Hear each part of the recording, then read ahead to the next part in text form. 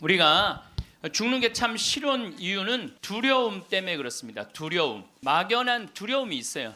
죽고 난 다음엔 도대체 어떤 세상이 펼쳐질 것인가. 그런데 제가 말씀드렸듯이 죽고 난 다음에 우리는 천당에 가요. 우리가 천국에 가면 더 이상 부당한 대우 받지 않고 서름 받지 않아요. 하느님께서 어느 누구든 위로해 주시고 따뜻하게 감싸 주시기 때문에 우리는 죽음 이후를 막연히 두려워할 필요가 없다는 거예요. 예수님께서 나는 부활이요 생명이다. 나를 믿는 사람은 죽더라도 영원히 죽지 않는다 말씀하신 것처럼 우리는 죽는 게 죽음이 아니야. 새로운 삶으로 옮아가는 여정일 뿐입니다. 여러분들 그 누에가 알이 되고 꼬치가 돼갖고 누에가 되고 난 다음에 그 다음에 어떻게 돼요? 나비가 돼서 날아가잖아요. 누에 꼬치로 있을 때 아주 볼품이 없잖아요. 근데 나비로 날아갈 때는 얼마나 아름다워요. 그러니까 우리가 천국에 가서는 지금 모습보다 훨씬 아름다울 거예요. 그랬더니 어떤 분이 미국에서 강의를 하는데 맨 앞에서 강의를 열심히 듣던 분인데 굉장히 뚱뚱해요. 그런데 그분이 손을 들더니 신부님 나도 천국에 가면 날씬해지고 아름다워집니까? 그렇게 물어보더라고요. 그래서 제가 이렇게 대답을 했어요. 날씬하게 될지는 모르지만 아름답긴 할 거다. 어쨌든 우리가 막연한 두려움이 있어요. 근데 하느님을 믿는 우리들은 죽는 것에 대한 두려움 가질 필요 없어요. 하느님께서 우리를 천국으로 초대해 주실 것이고 예수님이 뭐하러 그렇게 십자가에 힘들게 못 박혀 돌아가셨어요. 많은 사람들을 구원하시기 위하여 돌아가신 거예요. 여러분들은 그 부활신앙을 믿어야 돼. 우리 그리스도인들에게 최대의 신앙의 핵심은 부활신앙이에요. 내가 나비보다 훨씬 아름다운 모습으로 부활할 거라는 이 믿음. 그래도 죽는 게 싫어. 뭐 때문에 그래? 생이별 때문에 그래. 생이별. 아무리 죽어서 천당 간다 하더라도 이 세상에 죽으면 더 이상 사랑하는 아내 볼 수 없고 남편 볼 수 없고 자식 볼 수 없고 부모님 볼 수 없기 때문에 생이별, 죽음 때문에 생이별이 되는 거예요. 죽으면 더 이상 사랑할 수도 없고 사람으로서 도리도 못하고 내가 누리고 싶은 호강도 못 누리고 이 세상에서 고생만 하다가 죽는 게 싫은 거예요. 그래서 여기 계신 분들 중에 죽기 직전에 후회하지 말고 죽기 전에 내가 뭘 할 걸 그런 거 후회하지 말고 혹시 돈 100억 정도 있는 분들은 한 10억, 20억만 놔두고 80억은 쓰세요. 맛있는 것도 사 먹고 여행도 다니고 그러면 되지. 제가 요즘 바빠서 텔레비전은 거의 못 보지만은 BBC에서 아주 재미난 프로그램을 해요. 영국 BBC에서 백만장자가 자기 신분을 감추고 아주 힘들게 사는 동네에 들어가는 거예요. 그래서 거기서 정말 열심히 사는 사람을 찾아내는 거예요. 찾아내서 이 사람이 백만장자인데도 불구하고 자기도 가난한 것처럼 해서 그 사람이 정말 열심히 살고 성공할 수 있는 가능성이 있으면은 한 달, 2달 같이 지내다가 마지막에 깜짝 선물을 해주는 거예요. 당신 내가 커피숍 차릴 수 있도록 가게를 내주겠다. 이런 프로그램이 있어요. 백만장자가 하는 거야. 백만장자가. 여러분들은 못하죠. 여러분들 누굴 커피숍을 차려줘. 백만장자가 하는 건데 제가 너무 감동적인 그 장면 하나는 무료 급식소를 봉사하는 사람이야. 무료 급식소를 운영하는 남자인데 백만장자가 들어와서 같이 급식을 해주는 거예요. 근데 이 사람은 무료 급식소를 하니까 휴가도 한 번도 못 간 거야. 자기 있는 거 다 끌어다가 했는데 백만장자가 마지막에 난 당신한테 감동받았다. 내가 앞으로 당신 무료 급식을 계속 할 수 있도록 돈을 대주겠다. 근데 더 기가 막힌 거는 가만히 보니까 봉투를 하나 더 줘요. 더 주면서 가만히 보니까 당신 무료 급식소 하느냐고 휴가 한 번을 못 갔는데 이거는 당신 자신을 위한 휴가 비행 티켓이고 호텔 예약권이다. 자신을 위해서도 휴가를 한 번 가라. 저 그걸 보는데 막 가슴이 막 먹먹하더라고요. 그러니까 돈 많은 사람이 좀 그렇게 살았으면 좋겠어. 우리나라 부자들은 그런 멋이 없어요. 근데 영국 BBC에서 그걸 하니까 미국에서도 요즘은 해요. 백만장자들이 어려운 사람들을 가서 계속 깜짝깜짝 그러니까 사회가 건강해지는 거예요. 우리가 죽을 때 돈 가지고 가는 거 아닙니다. 죽을 때 가지고 가는 거 땅, 재산 이게 아니에요. 공술의 공수거예요. 빈손으로 왔다 빈손으로 가는 거예요. 가지고 가지도 못하고 쥐고 그냥 이거 주려고 인간성도 버리고 나쁜 짓이란 나쁜 짓 다 골라하면서 죽는 사람들 보면 참 제가 보기에는 참 가슴이 아파요. 여러분들 죽을 때 돈 갖고 떠나는 게 아니에요. 우리가 죽을 때 뭘 갖고 가느냐면은 추억 갖고 떠나는 거. 추억. 내가 이렇게 인생을 돌아봐서 야, 난 정말로 즐거웠어. 나 정말로 행복했어. 이런 추억이 있는 사람이 죽을 때 행복하게 죽을 수 있어요. 여러분들도 가만히 인생 돌아봐서 즐거웠던 추억이 하나도 없어. 고생만 슉샬나게 한 추억밖에 없어. 그렇다면 여러분들 인생 잘못 사는 거예요. 오늘 추억이 하나도 없는 분들은 추억을 만드세요. 프로그램을 짜세요. 그 백만장자가 무료급식 한다고 3년 동안 휴가도 한 번 안 간 사람한테 자신을 위해서도 시간을 내라고, 남을 위해서 희생만 하지 말고. 왜냐하면 사람이요, 남을 위해서 너무 희생하다 보면 지쳐요. 지치고 나중에는 너무 화가 나면은 내가 저 예수님 때문에 내가 이 고생한다 그러면서 예수님 십자가에 다시 못 박는데 더 큰 못 찾아다가. 전 정말 행복한 사람 중에 하나예요. 저는 초등학교 때 토요일 일요일이 되면 아버지하고, 전 수원 사람인데 매일 뒤에 광교산에 놀러를 갔어요. 광교산에 가서 가재 잡고 메뚜기 잡고, 가을이면 도토리 줍고 밤 따고 감서리하고, 그 다음에 도라지 캐고 더덕 캐고. 그러니까 초등학교 때 며칠 전에 성복동 성당이라는 곳에 강의를 갔는데 광교산 밑에 있더라고. 다 생각이 나요. 상강교, 하강교, 뭐 미군 레이더 기지, 뭐 주한말 농장, 뭐 쫙 지금도 40년 전 일인데 머릿속에 아직도 그 즐거웠던 추억이 그대로 남아 있어요.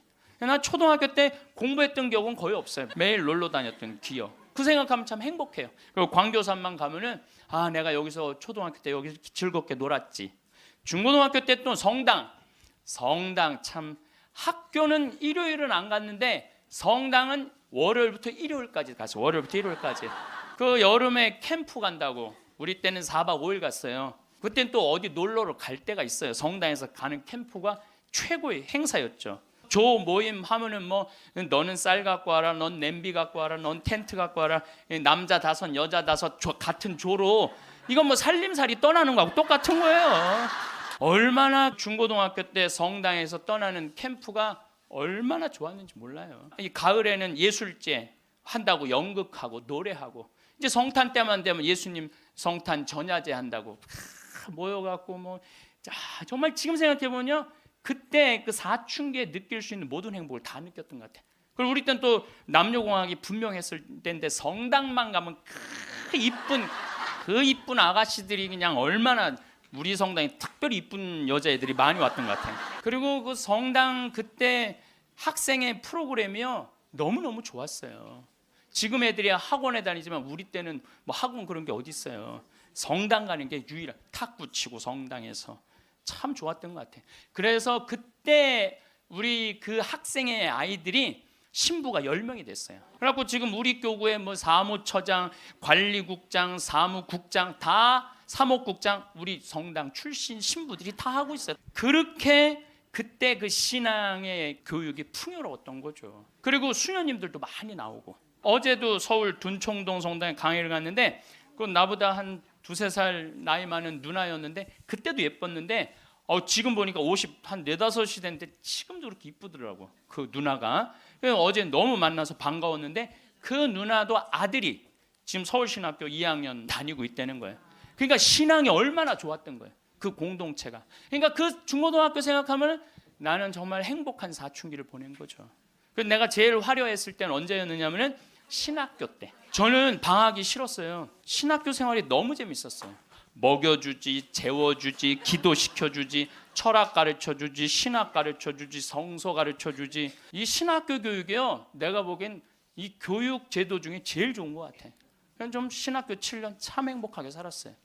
보좌 신부 때는 또 훌륭한 본당 신부님 모시고, 우리 천주교 교우들은 보좌 신부들 이렇게 바라보는 눈이 사랑으로 꽉 차 있어. 본당 신부 10년 동안 교우들이 참 내 말 잘 듣고 신부를 업고 살죠. 한국 천주교 교우들은 이렇게 보면은요, 너무너무 행복했던 것 같아요. 그리고 이제 10년 전에 강원도 평창 생태마을에 들어가서 이렇게 살면 본당이 없으니까, 또 온 세상이 또 다 내 본당이야. 또 전 세계 다니면서 강의하고, 지난 여름에도 브라질, 아르헨티나, 페루, 칠레, 파라과이 5개 나라 한 달 동안 순회 강연 갔다 왔거든요. 얼마나 멀어요, 페루가. 페루 갔더니 이제 강의 이제 2시간 끝났는데 거기 회장님들이 신부님 귀양 여기까지 왔으니 마추픽추 가자고. 그러니까 강의는 2시간 하고 마추픽추는 2박 3일 갔다 오고. 이런 좋은 팔자가 어디 있어요. 브라질 가면 또 뭐 리오데자네이루 또 아름다운 항구 예수님이 이렇게 펼치고 있는 데 있죠. 깔라파테라고 아르헨티나 맨 밑에 빙하 있는데 신부님 환경하시니까 꼭 보셔야 된다고. 세상에 이렇게 돌아보면 난 웃으면서 죽을 수 있을 것 같아요. 그냥 아침마당을 2번을 강의를 나갔었는데 목요 특강 2번을 강의를 나갔었는데 보통 목요 특강 시청률이 7% 정도 된다고 그래요. 근데 전 2번 다 10.4%가 나왔어요. 물론 그 3.4%는 우리 천주교 교우들이 봐줘서 올라간 건지 내가 알고 있죠. 나는 그 목요 특강 하려고 그러면 새벽 4시에 집에서 나와야 돼요. 눈길을 헤치고 와서 딱 가면은요, 여의도에 도착하면은 깜짝 놀랐어요. 여자 둘이서 달겨 들어가고 막 화장을 1시간 동안 하는 거. 화장을 평화방송은 생전 화장 안 해주는데 이제 그리고 이제 강의가 끝나고 평창에 집에 들어갔는데 생태마을이 난리가 난 거야. 왜 그런가 했더니 그 강의를 들으면서 실시간 검색어가 1위였대요. 그리고 전국에 우리 교우들이 아니고 일반인들이 전화해갖고 거기 신부님 생태마을 자랑하는데 거기 가보고 싶다고. 근데 할머니 한 분이 성당도 안 다니는 할머니가 전화해갖고 오늘 그 강의한 신부님 어쩜 그렇게 유쾌하고 우리 마음을 잘 아느냐고. 근데 그렇게 유쾌한 신부님이 아직도 전화해 되도록 왜 혼자 사느냐고. 그거 좀 장가 좀 보내라고 그 직원들이.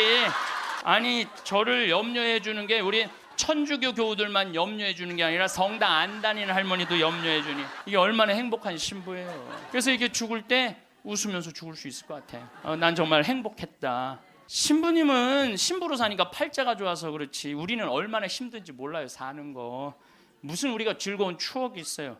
저도 여러분들 힘들었을 때 많았어요. 돌아보면 즐거웠었던 일만 있었던 거 아니에요. 근데 여러분들 사람은요, 과거를 돌아봤을 때 고통스럽고 괴로운 것만 기억하는 사람은요 악해져요. 악해지게 돼 있어요. 근데 즐거웠던 것만 의도적으로 기억하려고 하면 선해지게 돼 있어요. 저도 사기 많이 당했어요. 이 세상에 사기 쳐먹기 제일 쉬운 사람이 신부예요. 신부. 세상 물정 모르니까 사기도 많이 당했고 배신도 많이 당했어요. 그래갖고 아픔이 많았었어요. 근데 가만히 내 인생을 돌아보면 내가 사기당했을 때 내 상태가 어땠었냐면 욕심이 꽉 차 있었을 때. 그러니까 내가 강의 때 여러분들 욕심 부리지 말라는 게 그냥 하는 말이 아니라 이 온 몸에서 경험을 하고 나온 말이에요. 뭐 배신도 많이 당했고. 그런데 내가 이렇게 요한복음을 읽어보면 예수님이 이 루카복음에도 마테오복음에도 이런 악마가 와서 유혹을 해요.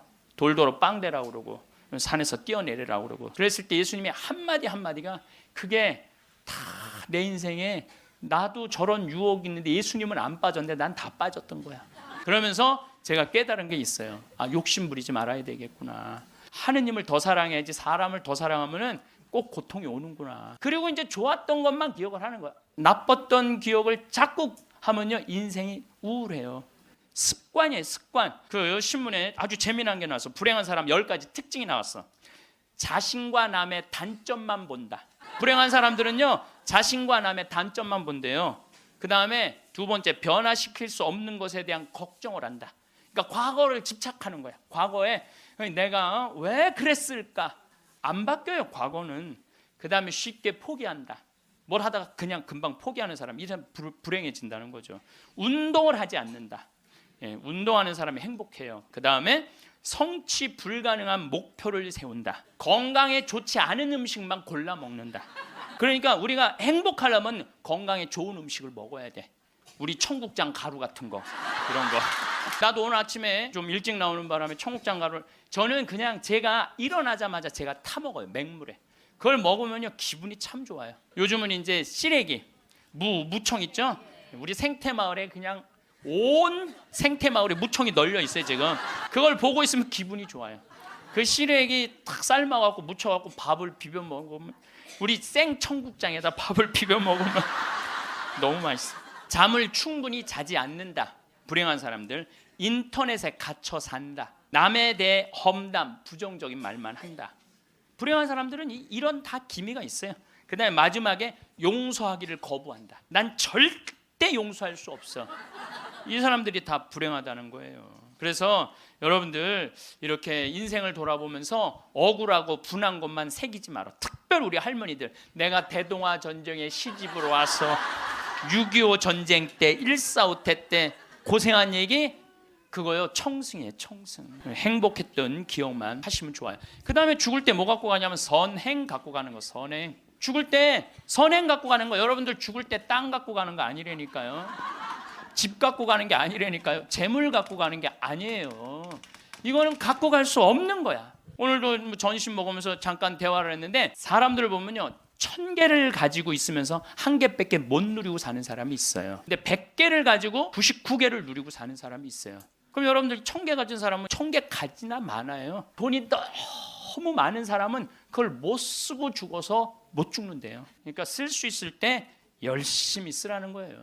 두 번째로는 선행이야. 마태복음 25장에 예수님이 이런 얘기를 합니다. 오른쪽에는 양, 왼쪽에는 염소를 갈라놓고 이런 얘기를 해요. 오른쪽에 있는 사람들한테 내 아버지의 복을 받은 이들아, 와서 세상 창조 때부터 너희를 위하여 준비한 나라를 차지하여라. 너희는 내가 굶주렸을 때 먹을 것을 주었고, 내가 목말랐을 때 마실 것을 주었으며, 감옥에 갇혔을 때 찾아주었다.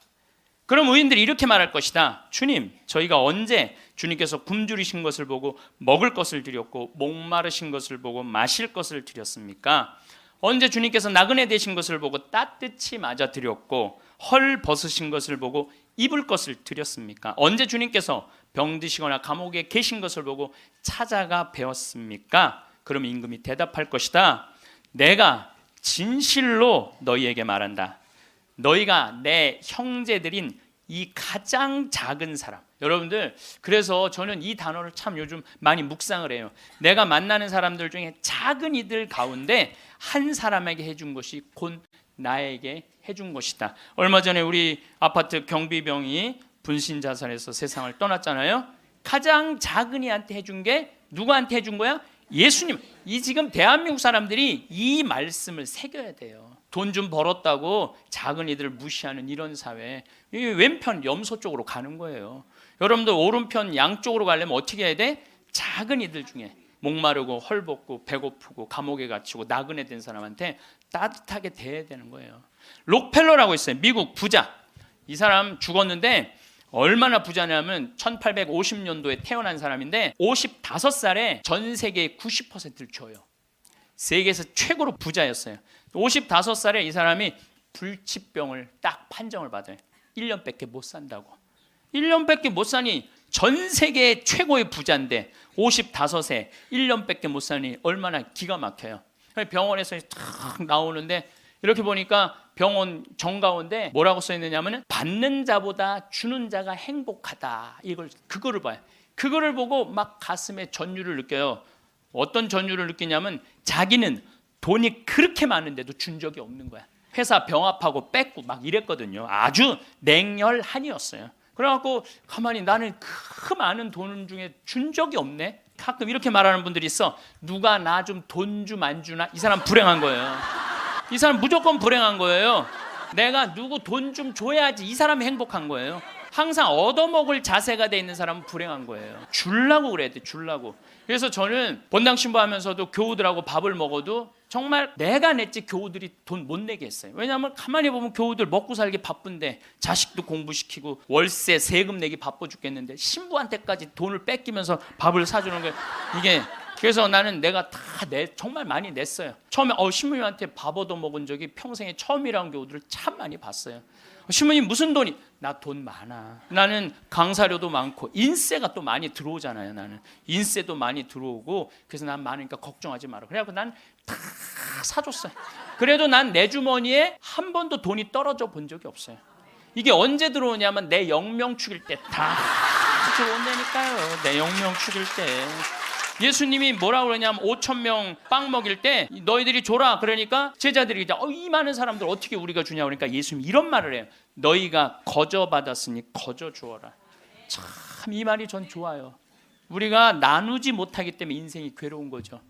그래갖고 록펠러가 나는 이렇게 많이 줄 수 있는데 내가 하나도 못 주고 죽는구나. 근데 마침 그 병원에서 딸아이 입원비가 없어갖고 막 병원 사람들한테 제발 내 딸 좀 입원 시켜달라고 막 울며 불며 매달리는 엄마를 봐요. 록펠러가 그걸 보고 비서를 시켜서 병원비를 대주라고. 병원비를 대줬는데 그 소녀가 기적같이 나아요. 록펠러가 너무너무 행복한 거야. 야, 나도 이렇게 나누니까 이렇게 좋으네. 내가 남은 1년 동안 나눠야 되겠다. 그래서 막 시카고 대학도 세우고 병원 한 2,000개 세우고 도서관도 세우고 고아원도 세우고 그 남은 시간 동안 돈이 많으니까 엄청나게 나누기 시작을 했어요. 근데 그렇게 나누다 보니까 록펠러가 55세 죽는 데는 록펠러가 98까지 나누다 죽었습니다. 그러면서 죽으면서 록펠러가 이런 얘기를 해요. 내가 쥐려고 그랬던 55년은 쫓기고 살았다는 거예요. 인생을. 사람이 가지려고 그럴 때는요, 인생을 쫓기게 돼 있어요. 근데 내가 나누기 시작하면서부터는 내 삶은 기쁨으로 가득 찼다고 그래요. 그래서 여러분들 신부님 저는 주머니에 돈 한 푼도, 부처님이 그랬잖아요. 나눠라 그러니까 저는 부처님 아무것도 가진 게 없습니다. 부처님이 뭐라 그래요? 왜 네가 가진 게 없냐? 네가 사람들하고 대화할 때 따뜻하게 웃어주는 것도 나누는 거다. 누가 사람이 얘기를 할 때 네가 자세를 낮추고 경청하는 것도 그것도 나누는 거다. 공손한 것도 나누는 거다. 여러분들 꼭 돈으로 나눠야 돼? 아니에요. 마음으로도 얼마든지 우리가 나눌 수가 있는 거예요. 저는 지난 월요일 날 너무너무 놀란 사건이 있었어요. 이게 참 신기해요. 성남에 사는 할머니, 할머니도 나이가 85, 할아버지는 90인데 나한테 40억을 들고 왔어요. 그래갖고 교구청에서 아주 서류를 다 해놨어. 법무사까지 다 와서 월요일 날 40억을 기증을 받았어요. 그래서 할머니한테 물어봤어요. 이 많은 돈을 왜 나한테 기증을 하느냐? 그랬더니 신부님 제가 강의를 듣는데 신부님이 잠비아에 농업대학을 세우고 싶다고 그런 게 있는데 대학을 세우는 건 또 잠비아 농장 꾸미는 거하고는 또 다르잖아요. 근데 저 신부님이 지금 저렇게 열정적으로 일을 하는데 나는 이제 떠날 날이 얼마 남지 않았는데 근데 그래서 이제 신부님한테 기증을 하기로 했다고. 근데 할아버지가 더 멋있는 거야. 뭐 서류, 등기 다 해갖고 왔어. 근데 지문이 안 나오는 거야. 나이가 많으시니까. 난 처음 알았어요. 여러분들 좀 기증하려면 조금 젊었을 때 지문 나올 때 하세요. 지문 나올 때.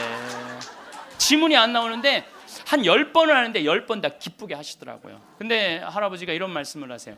이제야 좀 마음이 홀가분하다고. 그러면서 할아버지가 이런 말씀을 하세요. 그 아프리카에 그 굶는 사람들을 보면 너무 가슴이 아픈데 그냥 빵을 주는 건 큰 의미가 없다는 거예요. 그 빵을 만들 수 있는 사람을 키워내는 일이 더 중요하다는 거예요.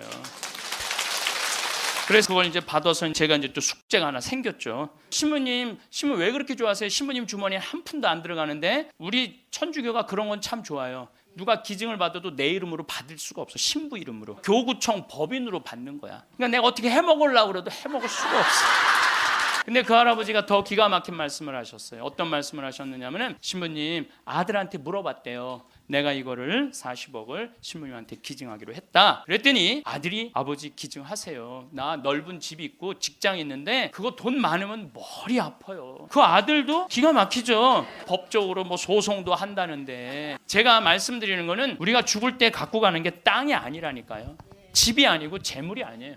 뭐냐면 선행이야. 선행. 내가 뭔가 베풀 수 있는 선행이 있어야 돼요. 내가 돈이 없다라면 마음으로라도 나눌 줄 알아야 돼. 그리고 죽을 때 갖고 가는 건 결정적인 건 믿음이야. 믿음이 없는 사람은요 노잣돈 없이 떠나는 거예요. 죽을 때 빈털터리로 떠나는 거. 빈털터리로. 주님께서 날 기다리고 계셔. 주님께서 날 맞아주실 거야. 이 믿음 있는 사람은요 여행 떠날 만해요. 근데 딱 저승에 들어섰는데 깜깜한 어둠만 날 기다리고 있는 사람은 너무너무 힘든 거죠. 한 10년 전에 우리 후배 신부들을 데리고 제주도에 스킨스쿠버를 데리고 갔어요. 바다에 들어가는 거. 그런데 뭐 한 6, 7명 신부들하고 지구 신부들하고 갔는데 문섬, 새끼섬, 서귀포 쪽에 거기가 참 아름다워요. 근데 이제 그 신부들은 초보니까 강습을 받고 나는 좀 할 줄 아니까 바다에 이렇게 들어가서 혼자 절대 가면 안 되는데 그래도 이제 혼자 이렇게 좀 옆에 이제 강습하는 거 보고 혼자 이렇게 돌았어요. 그 신부 중에 하나가 물 공포증 있는 신부가 있어요. 너는 여기서 낚시만 해. 그 신부는 위에서 낚시를 하고 있는데 물고기가 얼마나 많은지 몰라요. 돌돔 하여튼 물고기가 얼굴을 치고 지나갈 정도로 물고기가 많아요. 바다에 들어가 보면은. 그래갖고 이제 한 바퀴 한 30분 이제 다이빙을 하고 나와서 그 후배 신부한테 물어봤어요. 물고기 좀 잡았어? 이 신부가 한다는 얘기가 신부님 한 마리도 없나 봐요. 30분 동안 한 마리도 못 잡았어요. 그러는 거예요. 그 많은 물고기를 두고 위에서 낚시하는 사람은 한 마리도 없는 줄 알고 그냥 계속 한 마리도 없다고 투정을 부리더라고요. 신앙생활도 똑같아요. 신앙생활도 내가 하느님을 믿고 하느님 안으로 빠져들면은요, 그 안에는 온 세상이 하느님의 섭리야. 하느님의 손길이고 하느님의 사랑이야. 근데 많은 사람들은 그 물속에 뛰어들지 않아요. 뛰어들지 않고 바깥에서 있는 거야, 없는 거야, 하느님 계신 거야, 안 계신 거야, 이러고 있으니까 잡아요, 못 잡아요? 못 잡아요. 여러분도 오늘도 야, 명동에 오늘 그 신부님 강의 간대자, 가자, 데리고 올라오래. 아유, 뭘 가, 니네나 가, 난 나중에 기회 되면 갈게. 그 사람은요, 못 잡는 거예요, 물고기를. 하느님 안에 들어가면은 신앙의 보물이 얼마나 많은데. 또 우리 보좌 신부님이 그런 얘기를 해요. 자기 낚시를 참 좋아해요, 우리 보좌 신부님이. 근데 신부님 강론 때 그러더라고요. 아무리 물고기가 안 나와도 한 자리에서 4시간, 5시간 앉아있으면 결국은 나올 때 되면 밑밥을 뿌리면은 나올 때 되면 엄청나게 나온다는 거예요. 우리 보좌 신부님이 우리 조카 며느리 아이가 아기를 가져갖고 잉어를 좀 해달라는, 가면 막 이렇게 잡아오는 거예요. 어떻게 이렇게 재주가 좋으냐 그러니까 신부님이 한 자리에 계속 있으면 잡는다는 거예요. 근데 자기가 낚시터에 가보면 한 마리도 못 잡아가는 사람이 있대. 어떤 사람이냐면 1시간씩 옮기는 사람이에요. 이 사람은 하나도 못 잡고 가는 거야. 그래서 신앙도 꾸준한 사람이, 변함이 없는 사람이 엄청난 보화를 끌어올릴 수 있는 거예요. 그래서 우리 죽을 때는 추억, 선행, 믿음 갖고 가는 거예요. 집 갖고 가는 게 아니라니까요. 지난 2월 달에 성주순례 이제 가서 갈릴레아 호수를 도는데, 그 갈릴레아에서 3일을 머물었어요. 갈릴레아가 신앙의 유산이 너무 많아요. 5,000명 먹이신 빵의 기적도 갈릴레아 호수에서 했지, 산상 설교도 갈릴레아에서 했지, 풍랑 걸은 데도 갈릴레아지, 제자들하고 예수님하고 만난 데도 갈릴레아지, 얼마나 많아요. 그러니까 거긴 3일을 머물렀죠. 3일을 머무르고 이제 저녁에 이제 모여갖고 80명 순례자들한테 오늘 느낀 신앙의 감동을 나눔 얘기를 하자고 그랬어요. 근데 참 우리 천주교 신자들은 이상하죠. 말 그렇게 잘하다가도 말씀 나누게 하자 그러면 입을 다물어. 내가 아는 몇몇 연예인도 있으면 연예인들을 만나고 얘기를 하면 신앙이 너무너무 좋아요. 그런데 방송에만 나가면 절대 말 안 해, 신앙에 대해서. 신기해. 개신교 성도들은 간증하라고 그러면 그냥 뛰어나가고 서로 하려고 그러는데, 우리는 그냥 잘 놀다가도 자, 지금부터 말씀 나누기 전에 내가 묵상을 했어요. 왜 우리 천주교 교우들이 이렇게 입이 무거운가. 내가 묵상을 했어요. 답을 찾아냈어요. 요셉 성인 닮아서 입이 무거운 거. 요셉 성인 닮아서. 요셉 성인이 참 입이 무거워요, 보면은. 장가를 가려고 딱 했는데 마리아가 애를 배 갖고 온 거야. 기가 막히잖아요. 나는 손도 잡은 적이 없는데. 그럼 일반 사람이면 뭐라 그럴 거냐, 친구들한테 야, 얘기 좀 하자. 야, 난 너무 고민이 있어. 아니, 마리아가 결혼도 하기 전에 애를 배웠네. 이거 어떻게 하면 좋지? 분명히 이렇게 얘기했을 거예요. 근데 요셉 성인은 아무한테도 말하지 않고 혼자 파혼하기로 혼자만 마음속으로 생각을 해. 우리 천주교 교우들하고 똑같은 거예요. 12살 때 예수님 3일 동안 잃었다가 3일 만에 찾았어. 근데 나는 요셉 성인도 참 대단해요. 내도 아니고 마누라도 내 마누라도 아니야. 그런데 그 아이하고 그 엄마를 12년 동안 책임졌다는 건요, 보통 사람 아니면 못해요. 참 무직한 분이죠. 근데 3일 만에 잃어버렸는데 얼마나 애가 타게 찾았겠어요. 찾고 난 다음에 성모님이 얘야, 네 아버지와 내가 너를 얼마나 찾았는지 모른다. 나는 이 말도 참 묵상을 많이 하는 말 중에 하나예요. 성모님도 시집을 막상 오긴 왔는데 뱃속에 아기가 이씨 들어왔으니 얼마나 미안해요. 그러니까 항상 요셉 성인한테 미안한 마음이 있었던 것 같아. 그래서 여러분들 3일 만에 잃었던 애를 찾았어. 그럼 여러분들 뭐라 할까? 이놈의 새끼, 내가 너 얼마나 찾았는지 알아? 분명히 이랬을 거야. 근데 성모님은 자기를 먼저 내세우지 않았어요. 자기 아이임에도 불구하고 얘야, 네 아버지와 내 남편을 인정해 준 거죠. 남편을 존중해 준 거죠. 네 아버지와 내가 너를 얼마나 찾았는지 모른다. 그런데도 요셉 성인은 아무 말도 안 해. 한마디도 안 해. 찾았으면 됐지 뭐, 이거죠. 우리 천주교 교우들이 요셉 성인 닮아서 말을 안 해요. 그래서 내가 말씀 나누게 되면 하여튼 안 해. 근데 호텔 로비에서 얼마나 근사해요. 신앙을 얼마나 간증하고 싶겠어. 아무도 말 안 하는데 70살 먹은 할머니가 손을 번쩍 드는 거예요. 내 말 끝나자마자 자기가 말한다는 거예요. 너무 고맙더라고요. 근데 그분은 할아버지하고 같이 오신 할머니인데 딱 일어나더니 할아버지의 손가락질을 딱 하더니 이렇게 말하는 거예요. 신부님, 내가 평생 이 인간 때문에 고생했다는 거예요. 나이가 70이 넘으면 남편을 대놓고 욕할 수가 있어요. 내가 평생 이 인간 때문에 고생했다는 거예요. 그리고 자기가 자식 셋 키웠는데 70이 됐는데 자기한테 자식들이 고맙다고 말 한마디 안 하고 남편이 그 잘난 반지 목걸이 한번 사준 적이 없다는 거예요. 속에서 우라통이 터지더래요.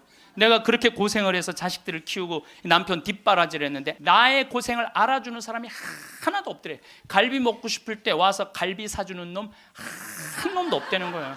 근데 어느 날 갑자기 내가 방송에서 나오더니 그러더래요. 늙어서 왜 갈비가 먹고 싶으면 자식이 사줘야 되냐. 그지근성을 버려라.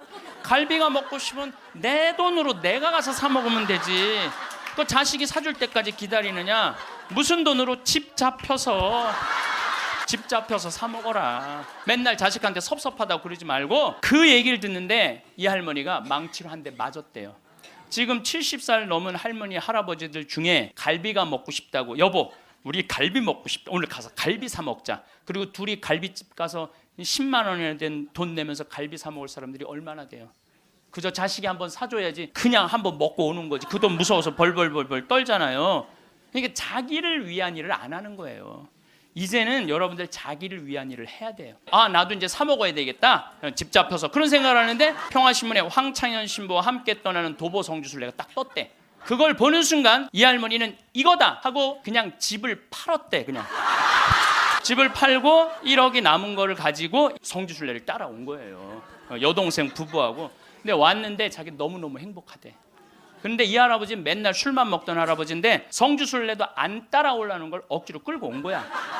근데 이 할아버지가 다리도 아프다 뭐도 그런데 10일 동안 걸으면서 하느님을 만난 거야. 하느님을 완전히 만나서 성주순례 끝나고 난 다음에 3개월 후에 다시 뒤풀이를 했는데 할머니가 그러는 거예요. 저 양반이 미쳤나 보다고. 왜 그러냐면 그전에는 전화만 하면 술 어서 먹을까 이랬는데 요즘 전화만 하면 성당 나와라, 성당 나가야 된다, 하느님은 살아계신 분이다, 이렇게 얘기를 하대. 그러니까 이 세상 집을 팔아서 하늘나라 집을 산 거예요. 내가 이번에 성주순례 가서도 너무 많은 걸 느꼈는데 그 대학생이 엄마 아빠를 따라온 거야. 인천공항이 딱 나를 바라보는 눈빛이 흰 눈동자 95% 까만 눈동자. 너 때문에 내가 여기 따라왔다. 근데 이 친구가 성주순례를 하루를 걷더니 이틀을 걷더니 눈빛이 바뀌는 거예요. 그러면서 마지막엔 이 친구가 이런 말을 하더라고요. 신부님, 저는 가슴이 지금 터질 것 같이 행복하다는 거예요. 살아계신 예수님을 만나서 가슴이 터질 것 같이 행복하다는 거예요. 공부 굉장히 잘하는 아이였어요. 근데 지금 의대 공부를 한대요. 내가 아프리카에 좀 가서 봉사 좀 하자 그랬더니 그러니까 길을 찾은 거지. 그러니까 여러분들 제발 죽기 전에 가지 말고 언제 가? 지금 가세요. 지금. 제 조카를 작년에 잠비아를 남자아이를 데리고 갔어요. 근데 얘가 갔다 오고 나서 말라리아가 걸렸어요. 근데 빈센트 병원에 입원을 했는데 빈센트 병원에서 자기네들은 우리 풍토병이 아니기 때문에 컨트롤 못 한다는 거예요. 그래서 여기 국립의료원으로 끌고 왔어요. 죽기 일보 직전이었어요. 내가 조카 하나 죽이나 보다. 내 평생에 그렇게 열심히 기도한 적, 하느님 제발 살려주십시오. 그래서 안 돼갖고 서울대 병원에 유명한 의사도 좀 해갖고 좀 어떻게 해갖고 어쨌든 하여튼 기도가 통했는지 살아났어. 근데 얘가 국립대학 다니다가 그거 끝나고 내가 대학을 때려쳤어요. 대학을 때려치고 삼촌 내가 죽기 직전까지 가보니까 내가 하고 싶은 거 해야 되겠어. 얘가 내 목소리하고 똑같아요. 그래서 뮤지컬 학과를 다시 간 거야. 요즘은 매일 뮤지컬 연극 지금 학교 다니면서 매일 공연하러. 이 아이는 나 볼 때마다 삼촌 나 너무 행복해. 그러니까 여러분들 사람이 죽기 전에 후회하는 게 뭐냐면 왜 내가 그걸 못 해봤을까, 이걸 후회한다는 거예요. 그러니까 죽기 전에 후회하지 마.